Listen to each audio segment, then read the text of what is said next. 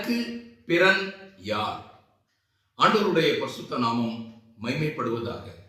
Exodus TV அருளுரை துளிகள் வழியாக இந்த நல்ல வேளையில் உங்களை வாழ்த்துகிறோம். இயேசு கிறிஸ்து பூமியில் இருந்த பொழுது மிக லகுவாக ஜனங்கள் புரிந்து கொள்ளும்படி அநேக சத்தியங்களை ஜனங்களுக்கு விளக்கி காண்பித்தார்.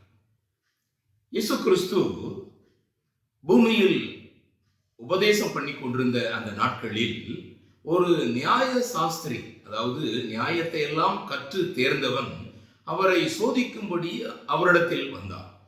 அவரிடத்தில் வந்து, ஆண்டவரே, நித்திய ஜீவனை சுதந்தரித்துக் கொள்வதற்கு நான் என்ன செய்ய வேண்டும் என்று அவன் கேட்டான், ஆண்டவரை சோதிக்கும்படியா. அப்போ இயேசு கிறிஸ்து சொன்னார், நியாயப்பிரமாணத்தில் எழுதியிருக்கிறது என்ன, நீ வாசித்திருக்கிறது என்ன என்று அவனிடத்தில் கேட்கிறார். ஏனென்றால் அந்த நாட்களில் அது நியாயப்பிரமாணத்தினுடைய காலங்களாக இருந்தது. நியாயப்பிரமாணத்தை ஜனங்கள் மிகவும் ஆர்வமாக கற்று அதன்படி வாழ வேண்டும் என்று விரும்பிக் கொண்டிருந்த அந்த நாட்கள். அப்போ ஆண்டவர் இவ்வாறு கேட்ட பொழுது அவன் இவ்வாறு சொன்னான், உன் தேவனாகிய கர்த்தரிடத்தில் உன் முழு இருதயத்தோடும் உன் முழு ஆத்துமாவோடும் உன் முழு பலத்தோடும் உன் முழு சிந்தையோடும் அன்பு கூர்ந்து உன்னில் அன்பு கூறுவது போல பிறனிடத்திலும் அன்பு கூறுவாயாக என்று எழுதியிருக்கிறது என்று கூறுகிறார். லூக்கா எழுதின சுவிசேஷம் 10ஆம் அதிகாரம் 27ஆம் வசனத்தில் இதை நாம் பார்க்கிறோம்.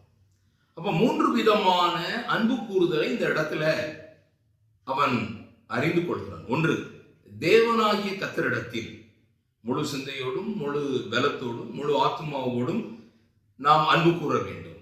2, உன்னிடத்தில் அன்பு கூற வேண்டும்.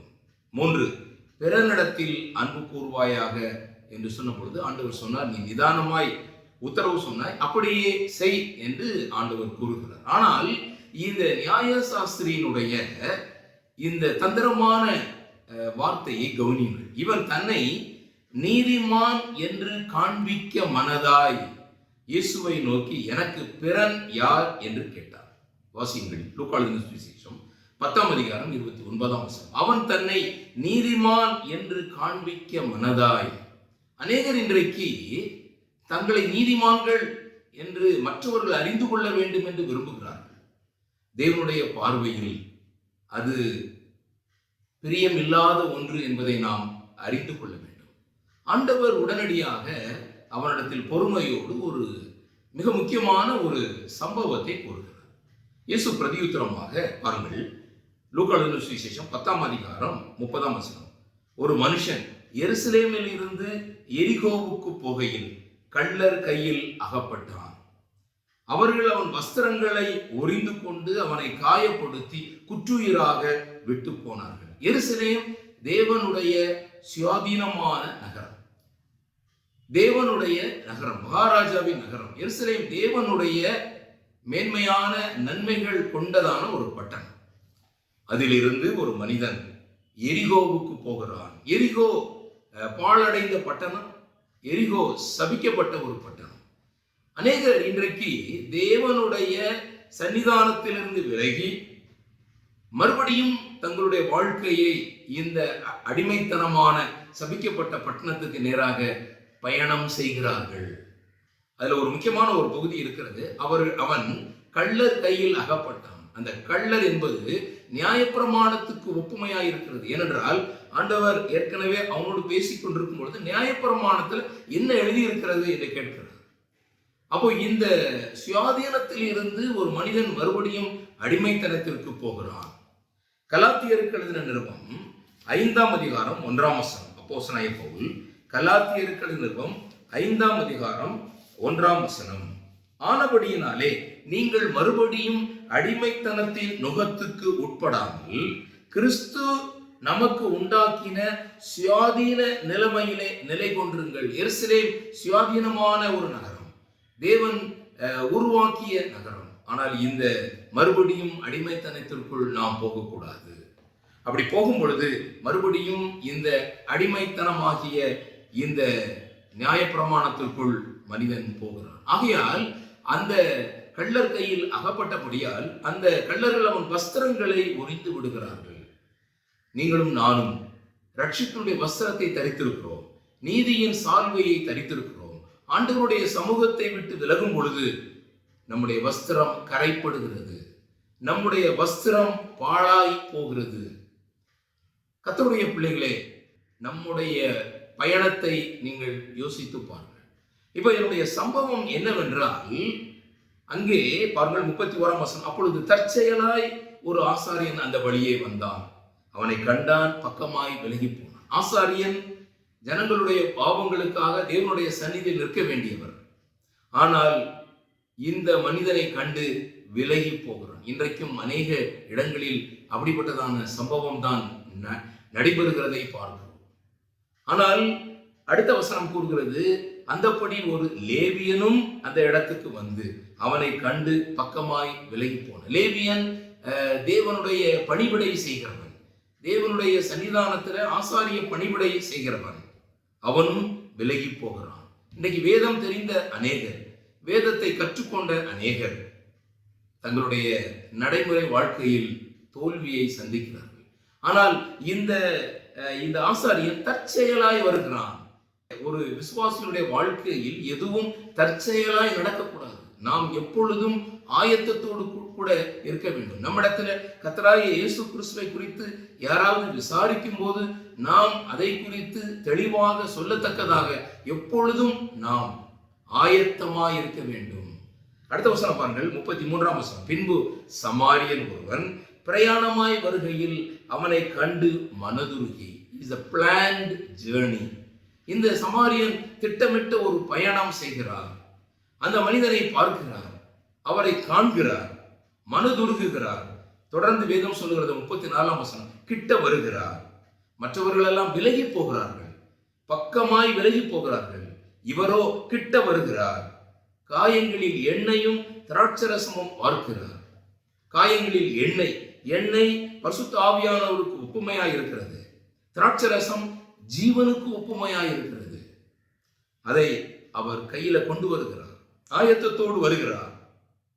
கொண்டு வந்து காயங்களை கட்டுகிறார், கட்டி தன்னுடைய சுய வாகனத்தில் மேல் ஏற்றுகிறார்.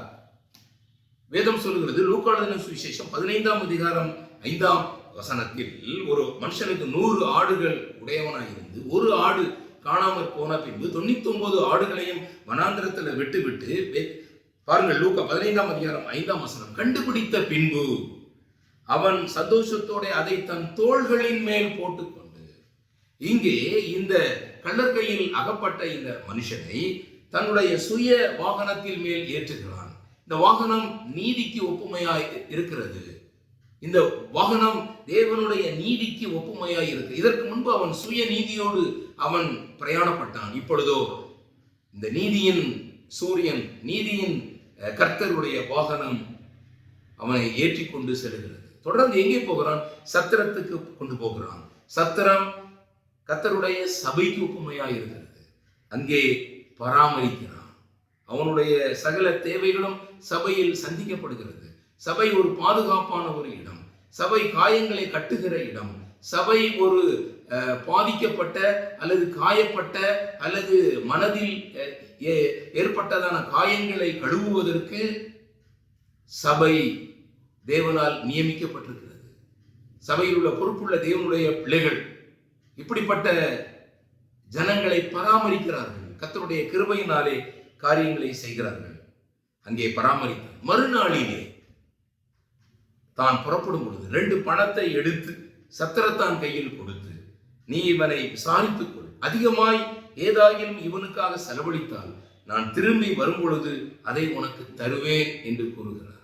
சத்திரம் கர்த்தராகிய இயேசு கிறிஸ்து நமக்கு ஏற்படுத்தி கொடுத்த சபைக்கு ஒப்புமையா இருக்கிறது. 2 பணத்தை அங்கு கொடுக்கிறதை நாம் பார்க்கிறோம். கர்த்தராகிய இயேசு கிறிஸ்து நமக்கு கர்த்தருடைய வார்த்தையும் அவருடைய ஆவியையும் நமக்கு அருளுகிறார். நம்முடைய வாழ்க்கையிலே நாம் தொடர்ந்து முன்னேறி போவதற்கு கர்த்தருடைய வார்த்தையும் கர்த்தருடைய ஆவியானவரும் கிரியை செய்கிறார்கள். 2 பணத்தை அங்கு கொடுக்கிறார். கொடுத்து அவனது சத்திரத்தான் கையிலே கொடுத்து, நீ இவனை விசாரித்துக் கொள், ஏதாயிலும் அதிகமாய் செலவழித்தால் நான் திரும்பி வருவேன் என்று கூறுகிறார். நான் மறுபடியும் வருவேன். கர்த்தராகிய இயேசு கிறிஸ்து மறுபடியும் உங்களை சேர்த்துக் கொள்ள வருகிறார். யாராவது இந்த நாளிலே இவ்விதமான பலவீனத்தோடு வாழ்ந்து கொண்டிருப்பீர்களானால், கள்ளர் கையில் அகப்பட்டு குற்றுயிராய் யாராவது வாழ்ந்து கொண்டிருப்பீர்களானால், இதோ நல்ல சமாரியன் உங்களை தேடி வருகிறார். ஆயத்தத்தோடு கூட வருகிறார். அவருடைய கரங்களில் சகலவிதமான ஆயத்தங்களும் இருக்கிறது. உங்களை கட்டுகிறார், உங்களை சத்திரத்துக்கு கொண்டு போகிறார், உங்களை பராமரிக்கிறார், உங்களை ஏந்துகிறார், சுமக்கிறார். இந்த மேலான அன்பு எவ்வளவு பாக்கியம் உள்ளது என்பதை நாளிலே நினைவு. எல்லாவற்றுக்கும் மேலாக ஆண்டவராய் இருக்கிற இயேசு கிறிஸ்து பாவங்களுக்காக சிலுவையில் மரித்தார். நம்முடைய மீறுதல்கள் நிமித்தம் காயப்பட்டு, நம்முடைய அக்கிரமங்கள் நிமித்தம் நொறுக்கப்பட்டார். நமக்கு சமாதானத்தை உண்டு கொள்ளும் ஆக்கினை தீர்ப்பை தாமே ஏற்றுக்கொண்டார், நம்மை விடுதலை செய்தார். இதுதான் நற்செய்தி. இந்த சமாரியன் கர்த்தராகிய இயேசு கிறிஸ்து அவர் உங்களுக்கு வேண்டுமா? அருமையான தேவனுடைய பிள்ளைகள், இந்த நாளின் காலையில் இந்த ஆண்டவராய் இருக்கிற இயேசு கிறிஸ்துவை சொந்த இரட்சகராக ஏற்றுக்கொள்ளுங்கள். உங்களுடைய வாழ்க்கையில் சமாதானத்தை பெற்றுக்கொள்ளுங்கள். ஏதாவது உங்களுக்கு பாவத்தினால் ஏற்பட்ட காயம் நீங்க வேண்டுமா? பாவத்தினால் ஏற்பட்டதான வடுக்கள் அகல வேண்டுமா? ஆண்டவர் சொன்னார் பாருங்கள், 1 பேதுரு 2ஆம் அதிகாரத்துல, நான் பாவங்களுக்கு செத்து நீதிக்கு பிழைத்திருக்கும்படிக்கு அவர் தாமே நம்முடைய பாவங்களை சிலுவையின் மேல் சுமந்தார். அவருடைய தழும்புகளால் குணமானீர்கள். 1 பேதுரு 2ஆம் அதிகாரம் 24ஆம் வசனம். ஆண்டவருடைய பரிசுத்த நாமம் இன்றும் இன்னும் மகிமைப்படுவதாக. ஆமென்.